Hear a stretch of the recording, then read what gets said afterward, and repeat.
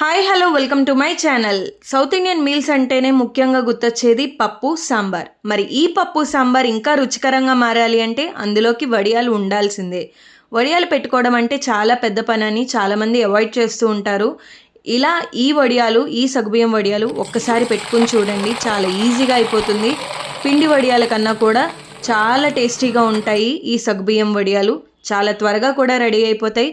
వడియాలు పెట్టడం రాని వాళ్ళు కూడా చాలా పర్ఫెక్ట్గా పెట్టుకోవచ్చు. ఎంత క్రిస్పీగా ఉంటాయో అంతే టేస్టీగా కూడా ఉంటాయి.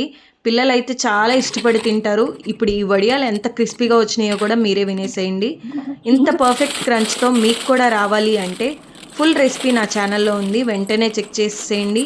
ఈ వడియాలే కాకుండా చల్లమిర్చి అలాగే వామకారం కూడా ఎలా చేసుకోవాలో డీటెయిల్డ్గా రెసిపీ అనేది ఫుల్ వీడియోలో మెన్షన్ చేశాను. ఈ వీడియో కానీ మీకు నచ్చితే మీ ఫ్రెండ్స్ అండ్ ఫ్యామిలీకి షేర్ చేయండి, లైక్ చేయండి, కామెంట్ చేయండి, సబ్స్క్రైబ్ చేసుకోండి నా ఛానల్ని.